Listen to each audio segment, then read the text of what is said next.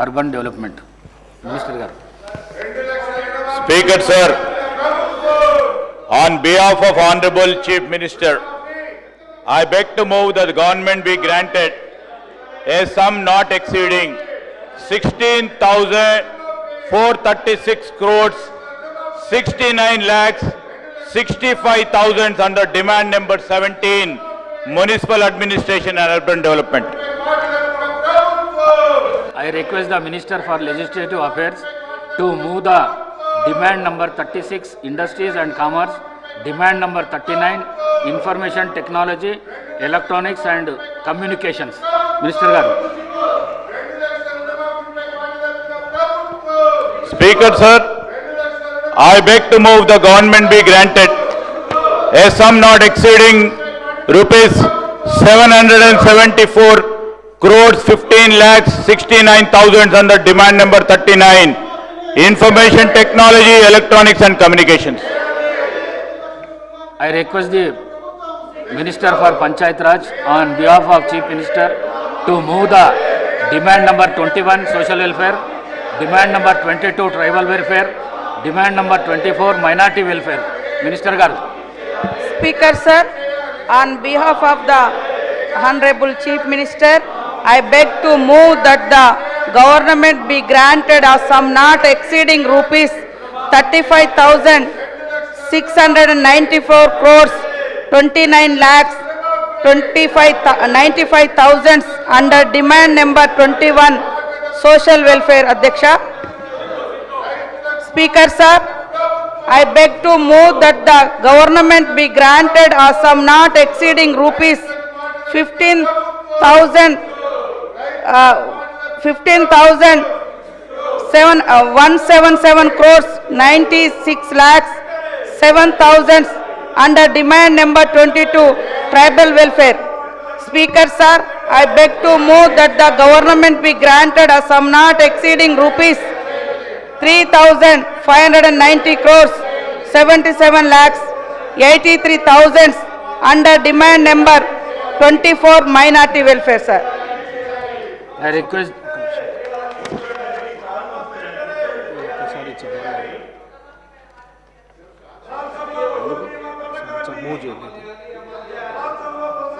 request the Minister for Legislative Affairs to move the demand number 36, Industries and Commerce, demand number 39, Information Technology, Electronics and Communications. Minister Garu. Speaker sir, I beg to move the government be granted a sum not exceeding rupees 2,477 crores 19 lakhs 60,000 under demand number 36, Industries and Commerce. I request the Minister for Panchayat Raj to move the demand number 31, Panchayat Raj, demand number 32, Rural Development, demand number 25, Women Child Welfare, the Disabled Welfare. Minister Garu. Honorable Speaker sir, I beg to move that the government be granted a sum not exceeding rupees 10,333 crores 12 lakhs 96,000 under demand number 31, Panchayat Raj. Honorable Speaker sir, I beg to move that the government be granted a sum not exceeding rupees 13,741 crores 13 lakhs 43,000 under demand number 32, Rural Development.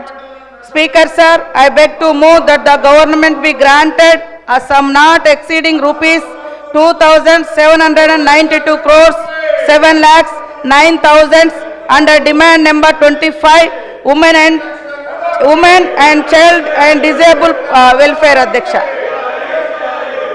I request the Minister for Transport, BC Welfare to move the demand number 23, Backward Classes Welfare on behalf of LA. Minister Garu.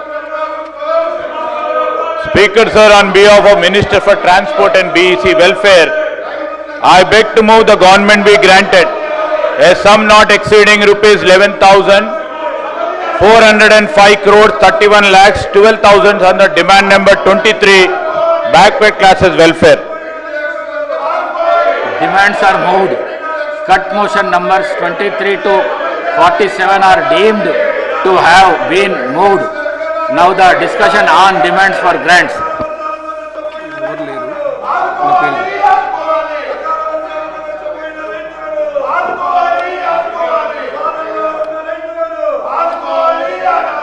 Shri K P Vivekananda garu. K P Vivekananda garu. K P Vivekananda గారు మాట్లాడు sir.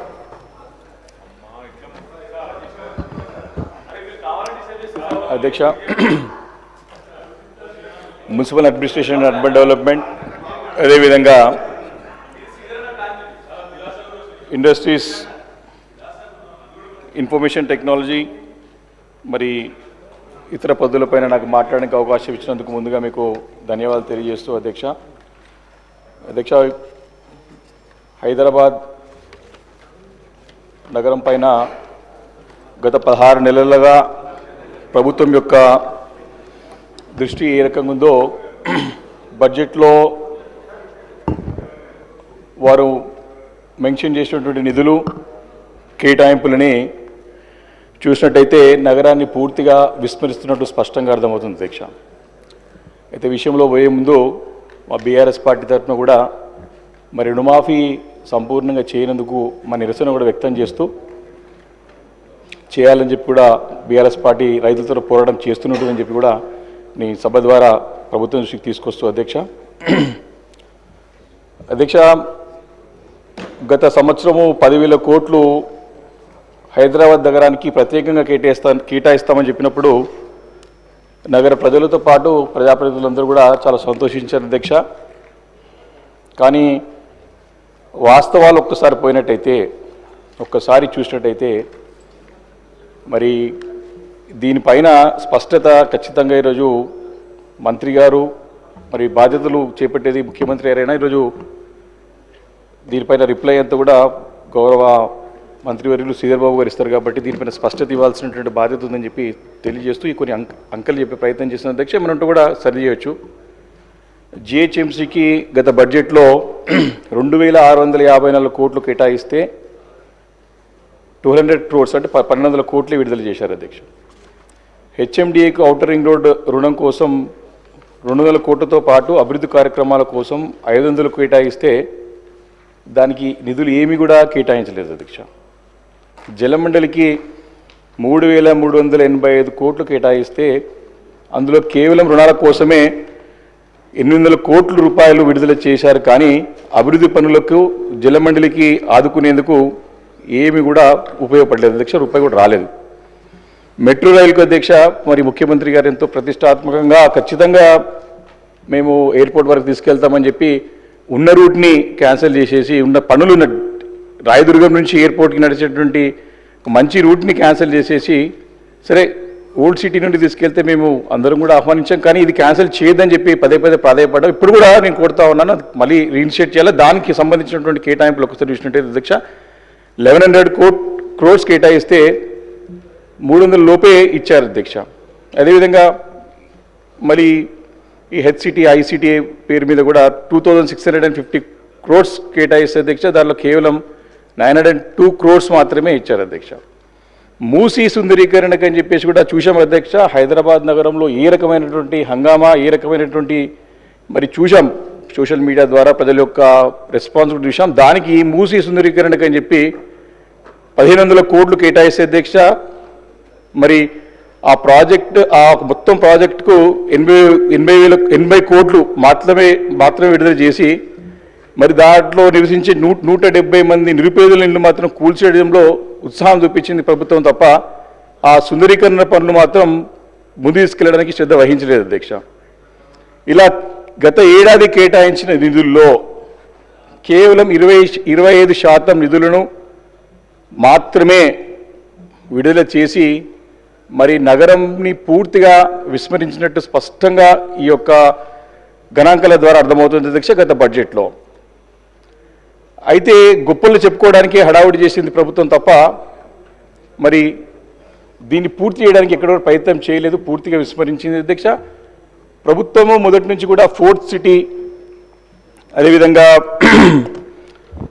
Future city ఈ రకమైనటువంటి ఒక నామకరణంతో కొత్త నగరాన్ని సృష్టించే ప్రయత్నంలో భాగంగా ఉన్న నగరాన్ని జాతీయంగా అంతర్జాతీయంగా ఎంతో ప్రఖ్యాతి మరి ఎంతో ఇమేజ్ ఉన్నటువంటి సిటీని పూర్తిగా విస్మరిస్తున్నట్టు స్పష్టంగా అర్థమవుతుంది అధ్యక్ష. అయితే ఈ యొక్క హైదరాబాద్ నగరం పైన ఒక విజన్ అంటూ ప్రభుత్వానికి ఉండాల్సిన అవసరం బాధ్యత ఉంది. అది కూడా దీనిపైన సంపూర్ణంగా అవగాహన పెంచుకోవాల్సిన అవసరం ఉన్నది.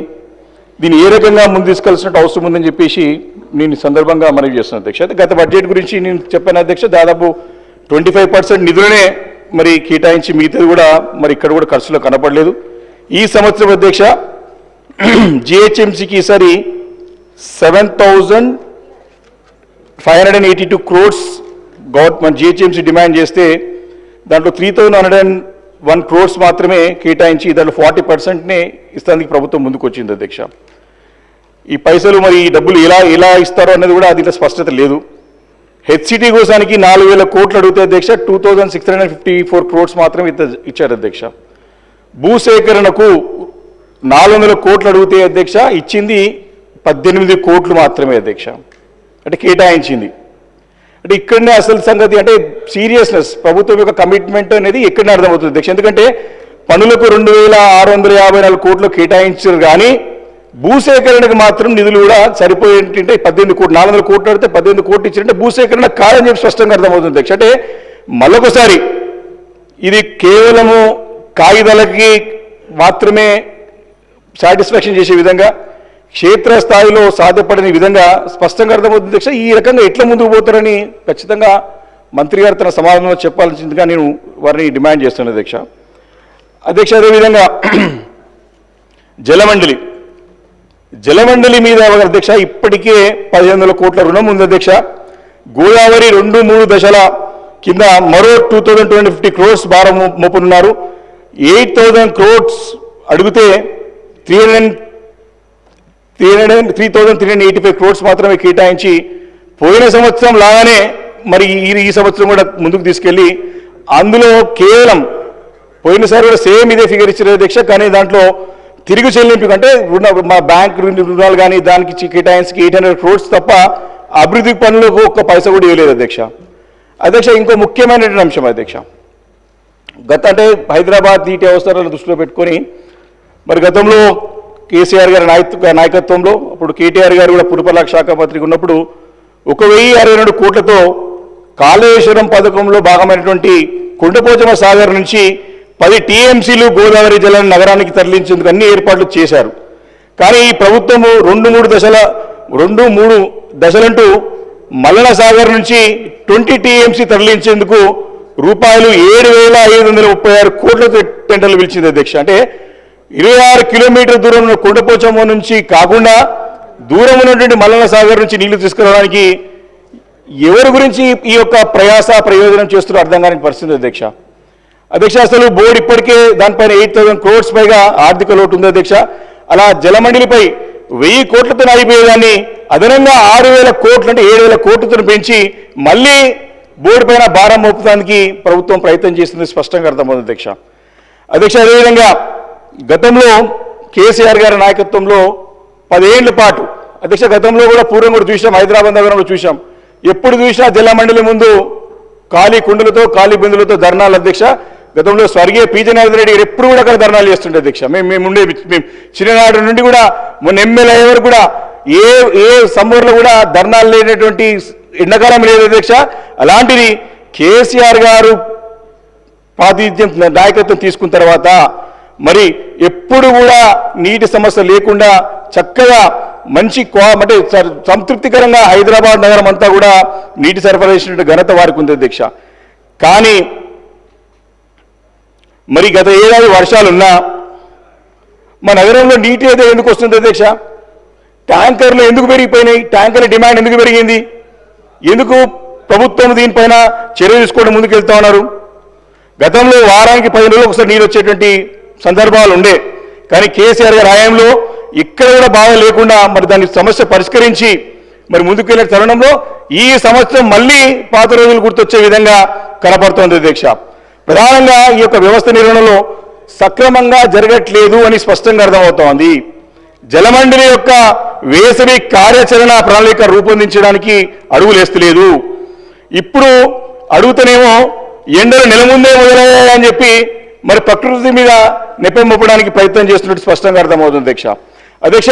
నీటి వ్యవస్థ నిర్వహణ మరి సరైనటువంటి సమర్థత లేక ఈ నీటి సమస్యతోని, నీటి యొక్క షార్టేజ్తోని హైదరాబాద్ ఒక బ్రాండ్ ఇమేజ్ కూడా దెబ్బతినడానికి అవకాశం ఉంది. కాబట్టి ఈ నీటి సమస్యని ఇమీడియట్గా పరిష్కరించడానికి మరి కార్యాచరణ రూపొందించాల్సిన అవసరం ప్రభుత్వం పైన ఉందని చెప్పి ఈ సందర్భంగా మనం చేస్తున్నారు అధ్యక్ష. గోదావరి 2-3 దశల్లో పూర్తయ్యేందుకు కనీసం 2-3 సంవత్సరాలు పడుతుంది అధ్యక్ష. Godavari second and third phase పూర్తి కావడానికి సుమారు 2-3 సంవత్సరాలు పడుతుంది. అందుకే ప్రభుత్వం గతంలో తక్కువ వ్యయంతో రోజుకు 60 మిలియన్ గ్యాలన్ల కృష్ణా జలాలను తరలించేందుకు ఒక వెసులుబాటు ఉంది. ఇప్పుడు నాగార్జున సాగర్ నుంచి 3 దశల్లో రోజుకు 270 మిలియన్ గ్యాలన్ల కృష్ణా వాటర్ వస్తున్నాయి అధ్యక్ష. ఈ పథకం రూపొందించే సమయంలో అప్పట్లే 20% ఎక్సెస్ వెసులుబాటు అంటే కుషన్ పెట్టుకునేది అధ్యక్ష. ఎందుకంటే ఎప్పుడైనా ఇట్లా సీరియస్ ప్రాబ్లం వస్తే మళ్ళీ స్కేర్ సిటీ ఉంటాయని. అంతే దాంట్లో భాగంగా ఒక పైప్ లైన్లో రోజుకు 90 మిలియన్ గ్యాలన్లు తీసుకువస్తున్నారు. ఇందులో 20% మనకి వెసులుబాటు అంటే దగ్గర మనకి రోజుకు 18 మిలియన్ల గ్యాలన్లు అదనంగా తీసుకురావచ్చు. వాటర్ ట్రీట్మెంట్ ప్లాంట్ సామర్థ్యం కూడా అదనంగా మనకు 20% ఉంది. ఇలా 3 దశల్లో అంటే 18 × 3 అంటే 54 మిలియన్ గ్యాలన్లు తీసుకురావచ్చు. ఇందుకు కేవలము ఖర్చు అయ్యేది 800 కోట్లు మాత్రమే.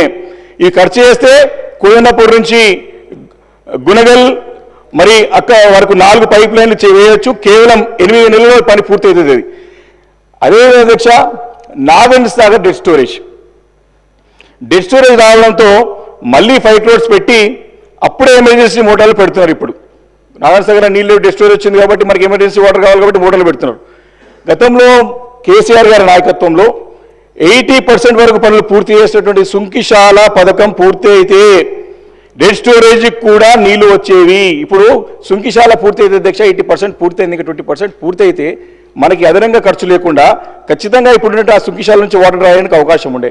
కానీ ఈస్ట్ ఇండియా కంపెనీగా పిలువబడే మెగా కంపెనీ వారికి నిర్వాహకం వల్ల, ప్రభుత్వం నిర్లక్ష్యం వల్ల సుంకిశాల రీటైలింగ్ వాళ్ళు కుప్పకూలింది. నేను అడుగుతున్నాను అధ్యక్ష ఈ సందర్భంగా మీ ద్వారా మంత్రి గారిని, మరి ఎందుకు మెగా కంపెనీ మీద ఎలాంటి చర్య తీసుకోలేదు? తీసుకుంటే ఏం చర్య తీసుకున్నారు? లిఖితపూర్వకంగా మేము కూడా అడిగినాం కానీ దానికి సమాధానం లేదు. ఆర్టీఐలో అడిగినాం దానికి రిప్లై లేదు. మరి ఎమర్జెన్సీ మోటార్లకు అయ్యే ఖర్చు ఆ మెగా కంపెనీ భరించాలి. వాళ్ళ తప్పిదంతో మరి వాళ్ళ తప్పిదంతో అయింది కాబట్టి ఎమర్జెన్సీ మోటార్లు పెడుతున్నందుకు ఖర్చు కూడా అంతా కూడా మెగా కంపెనీ చేయాల్సినటువంటి అవసరం ఉందని చెప్పి సందర్భంగా మనకి చేస్తున్నారు అధ్యక్ష. కాబట్టి నీటి సమస్య మరి గతంలో లేదు, ఉండేదాన్ని పరిష్కరించి మరి ముందుకొచ్చే తరంలో మళ్ళీ కొత్తగా నీటి సమస్య మరి స్పష్టంగా కనపడుతుంది అధ్యక్ష. అదేవిధంగా హెచ్ఎండిఏ అధ్యక్ష గతంలో కేసీఆర్ గారి నాయకత్వంలో గత ప్రభుత్వంలో నెలవారీగా హెచ్ఎండి ఆదాయం సుమారు 120 నుంచి 150 కోట్ల వరకు ఉండేది అధ్యక్ష. భవన నిర్మాణ అనుమతులతోనే మెజారిటీ ఆదాయం వచ్చేది. కానీ గడిచిన 7 ఏళ్ల కాలంగా హెచ్ఎండి ఆదాయం నెలకు 50 కోట్ల కంటే తక్కువగా పడిపోయింది. అంటే దీని యొక్క సంస్థ యొక్క నిర్వహణ దాని యొక్క మెయింటెనెన్స్కి సరిపోతుంది అధ్యక్ష. ఎందుకు ఈ రకంగా పడిపోయింది అని ఖచ్చితంగా సమాధానం చెప్పాల్సిన అవసరం ఉంది అధ్యక్ష. ఇప్పుడు హెచ్ఎండిఏ చేతిలో సుమారు 23,000 కోట్ల రూపాయలతో ప్రాజెక్టులు చేయాల్సినటువంటి బాధ్యత వారు తీసుకున్నారు అధ్యక్ష. హెచ్ఎండిఏ చేతులు ఎలివేటెడ్ కారిడార్లు, కోత్వాల్గూడ పార్కు, లింక్ రోడ్లు, మాస్టర్ ప్లాన్ రూపకల్పన, చెరువుల సుందరీకరణ ఇలాంటి పనులు దగ్గర 23,000 కోట్ల రూపాయలు అవసరం ఉన్నాయి. మరి ఏ రకంగా చేస్తారు? 200 కోట్ల రూపాయల ఆదాయం ఉండేది మనకి 50 కోట్లకు నెలకు పడిపోయిందంటే దీనికి బాధ్యత ఎవరు తీసుకుంటారు? దీనికి కారణం ఏందో చెప్పాల్సిన అవసరం ఎంతైనా ఉందని చెప్పి మనవి చేస్తున్నాను అధ్యక్ష. హెచ్ఎండిఏకి ఆదాయం తగ్గిపోయింది పూర్తిగా, ప్రభుత్వం కూడా ఇస్తలేదు. అందుకే భూములు అమ్ముకోమని చెప్పేసి ప్రభుత్వం డైరెక్ట్గా చెప్తున్నట్టు స్పష్టంగా అర్థమవుతుంది అధ్యక్ష. భూములు అమ్మి తీసుకుందామంటే ఈ హైడ్రా పుణ్యమా అని చెప్పేసి రియల్ ఎస్టేట్ మొత్తం పడిపోయి మరి ఏ విధంగా పరిస్థితి ఉందో హైదరాబాద్ ప్రజలకి రియల్ ఎస్టేట్ వ్యాపారం ప్రతి ఒక్కరు కూడా తెలుసు అధ్యక్ష. హెచ్ఎండిఏ పరిధిలో దాదాపు 3,000 చదరపు కిలోమీటర్ల పెంచడానికి ప్రయత్నం చేసి ఆల్రెడీ మరి ఇదే యొక్క దీంట్లో మరి దాన్ని గురించి చర్చ పెట్టి బిల్లు కూడా తీసుకొచ్చిన సంగతి చూసాం అధ్యక్ష. మరి కాగితాల మీదనే పెంచితే సరిపోదు, మరి సిబ్బంది మౌలిక వసతులు కల్పించి దాని తర్వాత ఈ యొక్క ఎక్స్పాన్షన్ చేస్తే బాగుంటుంది తప్ప లేకపోతే మాత్రం తాంబూలాలు ఇచ్చాం తనకు చావండి అన్నట్లుగా నడుస్తుంది అధ్యక్ష. ఇది ఖచ్చితంగా దీన్ని చేయొద్దు, చేస్తే అన్ని కూడా సైంటిఫిక్గా చేయాల్సిన అవసరం ఉందని చెప్పి సందర్భంగా మనవి చేస్తున్నాను అధ్యక్ష. అధ్యక్ష, ఈరోజు చూసినట్టయితే మరి కరెంట్ సమస్య కూడా హైదరాబాద్ నగరంలో డిమాండ్ పెరుగుతూ ఉంది. ఈరోజు కరెంటు కూడా పోతా ఉంది. గతంలో 24 hours నాణ్యమైన విద్యుత్ హైదరాబాద్ నగరానికి ఇచ్చి మరి ఆ రోజు సమస్యను పరిష్కరిస్తే మళ్ళీ కొత్తగా స్టార్ట్ అయింది అధ్యక్ష. ఇప్పుడు ఎందుకు స్టార్ట్ అయిందంటే మరి ఈ యొక్క దీని వినియోగం ఆల్మోస్ట్ ఆల్ ఎంత పెరిగింది అధ్యక్ష? ఈ మార్చిలోనే సగటు వినియోగము దాదాపు 80 MUలకు చేరింది అధ్యక్ష. అంటే 3700 మెగావాట్స్కి వినియోగం వచ్చింది అధ్యక్ష. గతంలో కేసీఆర్ గారి నాయకత్వంలో గ్రేటర్ గ్రిడ్ని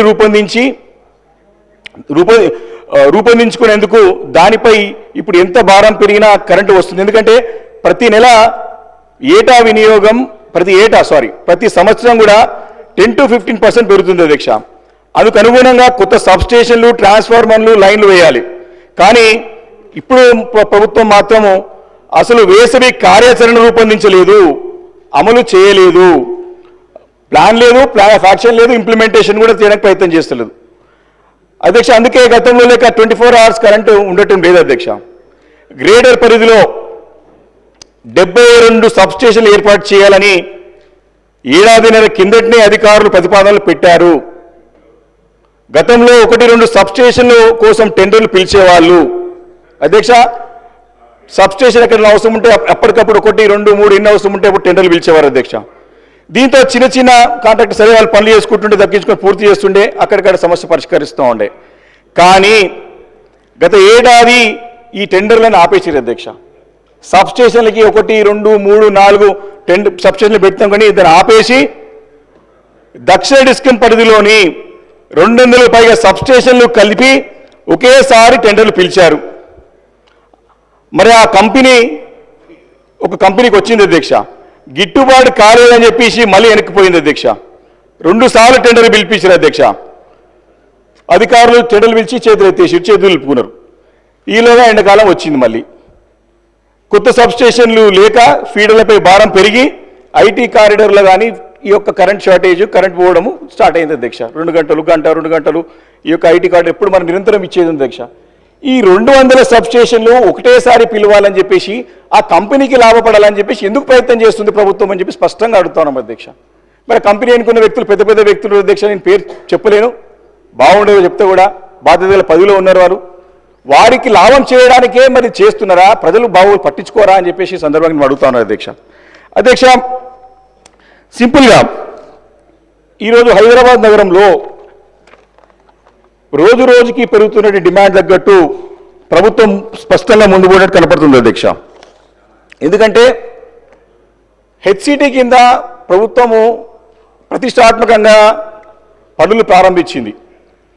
కానీ పర్ఫ్యూయన్స్ లేదు, ఫాలోఅప్ లేదు, సమీక్షలు లేవు. ఇది హైదరాబాద్ నగరం అంటే అధ్యక్ష దీన్ని వైబ్రెంట్ సిటీ అధ్యక్ష. ఎప్పటికప్పుడు దీనిపైన మనం దృష్టి కేంద్రీకరించుకొని దీన్ని సమీక్షలు చేస్తుంటేనే పనులు ముందు పోతాయి అధ్యక్ష. బాధాకరమైన విషయం ఏంటంటే ఇంత పెద్ద హైదరాబాద్ నగరానికి చెందినటువంటి ఒక మంత్రి లేడు అధ్యక్ష. అంతో ఇంత ఉందంటే మాకు ఉమ్మడి రంగారెడ్డి జిల్లాకి ఉంది, మీరే అధ్యక్ష. మాకు బాగా ఎందుకంటే అధ్యక్ష ఈ పనులు చేసిరు, కేటాయించారు, కానీ పనులు ముందుకు పోతలేదు.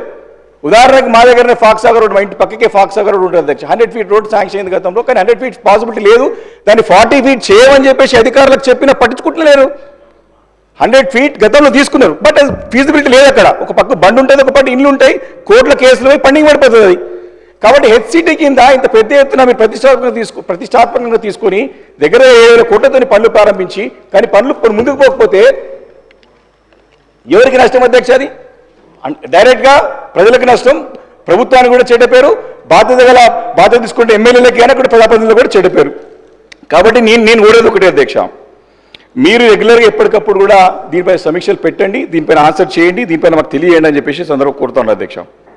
ఎస్ఎన్డిపి పనులు కూడా గతంలో ప్రారంభించేవి హెచ్సిటీ కింద తీసుకున్నారు. గతంలో సెకండ్ ఫేజ్ కింద మిగిలిపోయిన పనులన్నింటినీ కూడా ముందుకు తీసుకెళ్లాలని చెప్పేసి కోరుతాను అధ్యక్ష. హెచ్ఎండిఏలో ఎలివేటెడ్ కారిడార్స్ ముఖ్యమంత్రి గారు రేవంత్ రెడ్డి గారు వారి చేతుల మీద స్వహస్తాల మీదనే గత సంవత్సరం పార్లమెంట్ ఎన్నికల ముందు ఎలివేటెడ్ కారిడార్స్ ప్యారడైజ్ నుంచి అటు బోయినపల్లి చెక్ పోస్ట్ వరకు, అదేవిధంగా షామీర్పేట రోడ్లో 2 ఎలివేటెడ్ కారిడార్స్కి స్టోన్ వేసి కొబ్బరికాయ కొట్టారు అధ్యక్ష. ఏం పనులు జరుగుతున్నాయో ఇప్పుడు కూడా అర్థమవుతలేదు. ఇప్పటికీ ఆఫీసర్లు అడిగితే సర్వే జరుగుతూ ఉంది, సంవత్సరం అయిపోయింది అధ్యక్ష, ఎప్పటి లోపల పూర్తి చేస్తారు? What's the time frame to complete the elevated corridors చెప్పాల్సిన అవసరం ఉంది అధ్యక్ష. అదేవిధంగా అధ్యక్ష, మియాపూర్ గండిమేసం రోడ్ ఒకటి ఉదాహరణ, చిన్న లోటుపాటుతో ఇట్ల పనులు అయిపోతే చెప్తున్నా అధ్యక్ష. మియాపూర్ నుంచి గండిమేసం వరకు పెద్ద ఎత్తున 200 కోట్లతో పని జరుగుతుంది అధ్యక్ష. ఫారెస్ట్ డిపార్ట్మెంట్ నుంచి క్లియరెన్స్ వచ్చింది, కానీ ఆ ఒక కమ్యూనికేషన్ ద్వారా అక్కడ మినిస్ట్రీ గారి దగ్గర ఫారెస్ట్ మినిస్టర్ పెండింగ్ పడిపోయింది. హెచ్ఎండి నుంచి పరిశీలన చేసినా ముందు పడట్లేదు. మినిస్టర్ లెవెల్లో, ప్రభుత్వం లెవెల్లో దీన్ని పరిశీలిస్తే ఆ పనులు ముందు పడడానికి అవకాశం ఉంటుంది. అదేవిధంగా అధ్యక్ష, మనకి జిహెచ్ఎంసీలో ప్రధానంగా బాధాకరమైన విషయం ఏంటి అధ్యక్ష, 40% వీధి లైట్లు వెలగట్లేదు. దీనికి ఏది కారణం? దీని బిల్లు పెండింగ్ పెడితే కట్టరా లైట్ చీకట్లు ఉన్నాయి అధ్యక్ష. దాంతో యాక్సిడెంట్స్ అవుతున్నాయి, దాంతో ప్రాణ నష్టం జరుగుతూ ఉంది. 40% ఇంత బ్రాండ్ ఇమేజ్ ఉన్న సిటీలో 40% స్ట్రీట్ లైట్స్ వెలగట్లే అంటే సంవత్సరం నరగా వస్తుంది కొత్త ప్రభుత్వం వచ్చి, ఇంకా పాత ప్రభుత్వం నెప్పమొప్పి ఇంకా పనులు ముందుకు కొనసాగించడం కరెక్ట్ కాదు. 40% స్ట్రీట్ లైట్స్ వెలగట్లేదు, దీనిపైన స్పష్టంగా మంత్రిగా సమానం ఇచ్చి వాటిని రెక్టిఫై చేసే ప్రయత్నం చేయాలని చెప్పి కోరుతా ఉన్నాను అధ్యక్ష. అదేవిధంగా అధ్యక్ష, సీసీటీవీ కెమెరాస్ కూడా దాదాపు 10 లక్షల సీసీటీవీ కెమెరాస్ అంతా కూడా నగరం అంతా కూడా ఆ రోజు అమర్చి లా అండ్ ఆర్డర్ కంట్రోల్ చేయాలని చెప్పేసి ప్రయత్నం చేశారు అధ్యక్ష గతంలో మా ప్రభుత్వంలో, కేసీఆర్ గారి నాయకత్వంలో.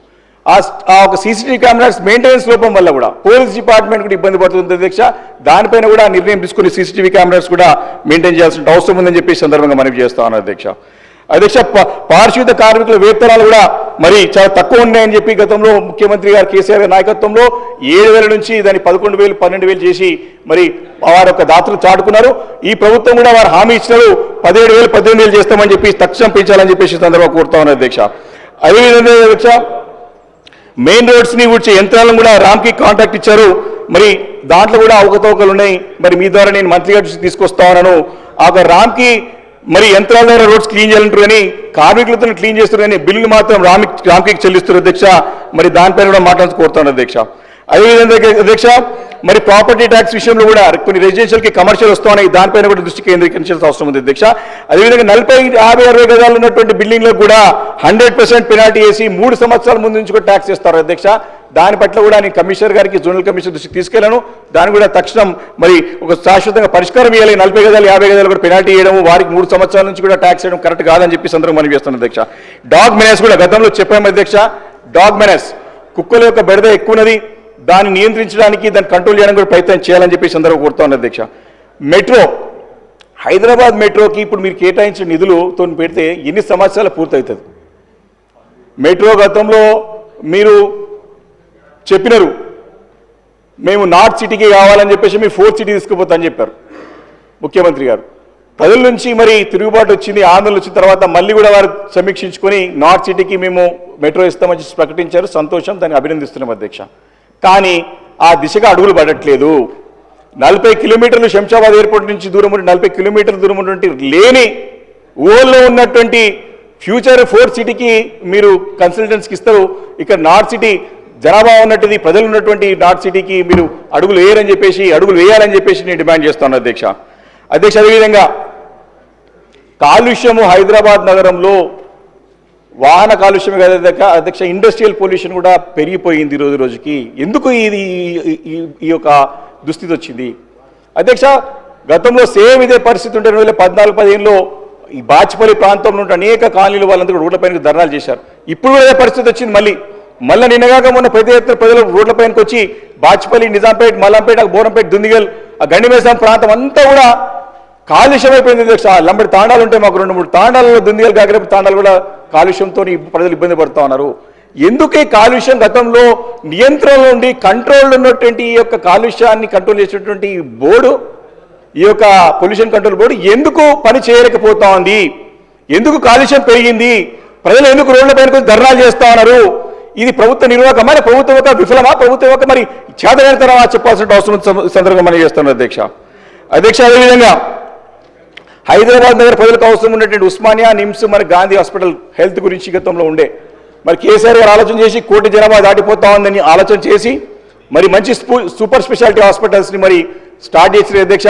మరి నిన్న హెల్త్ మినిస్టర్ గారు స్టేట్మెంట్లో 8-9 నెలల్లో పూర్తి చేస్తామని చెప్పి మాట ఇచ్చారు. కానీ అక్కడ పరిస్థితి లేదు. మరి ఇంకా కూడా మీరు చేసింగ్ ఓన్లు పెట్టి వార్ ఫుడ్ మీరు వార్ను ఏర్పాటు చేసి ఈ యొక్క హాస్పిటల్స్, సూపర్ స్పెషాలిటీ హాస్పిటల్స్ పూర్తి చేయడానికి ప్రయత్నం చేస్తే తప్ప అది అనుకున్న టైంలో పూర్తి చేయడానికి అవకాశం లేదని చెప్పి సందర్భంగా నేను మనవి చేస్తా ఉన్నాను అధ్యక్ష. అదేవిధంగా ఈ సందర్భంగా నేను మీ జిహెచ్ఎంసీ కూడా జిఏఎస్ అని ఒక సర్వే స్టార్ట్ చేసింది అధ్యక్ష. జియోగ్రఫికల్ ఇన్ఫర్మేషన్ సర్వే అని చెప్పి హడావుడి చేసింది అధ్యక్ష కొన్ని రోజులు, కొన్ని నెలలు. దాని తర్వాత దాన్ని ఊసెత్తుతలేదు అధ్యక్ష. ఏంది what's the status of the GAS survey? ప్రజలకి మీరు తీసుకొచ్చి సర్వే అని చెప్పారు, దాని గురించి సమాధానం లేదు మళ్ళీ. కాబట్టి ఇలాంటి ఎన్నో ఒక పని తీసుకోవడం, వెనక్కి రావడం. అదేవిధంగా అధ్యక్ష, ఈ హెచ్ఎండిఏ పరిధిలో కానీ తెలంగాణ రాష్ట్రం అంతా కూడా పట్టణీకరణ అవుతున్న తరుణంలో గతంలో చాలా మటుకి లేఅవుట్లు అయినాయి, చాలా మటుకి గ్రామ పంచాయతీ లేఅవుట్లు అయినాయి, చాలామంది ల్యాండ్ కొనేసుకురు, ప్లాట్ కొనేసుకురు అయిపోయింది అధ్యక్ష. ప్రభుత్వం మరి ఈ వారం రోజులు చూస్తూ ఉన్నాం ఎల్ఆర్ఎస్ స్కీమ్తో ముందుకు వచ్చింది.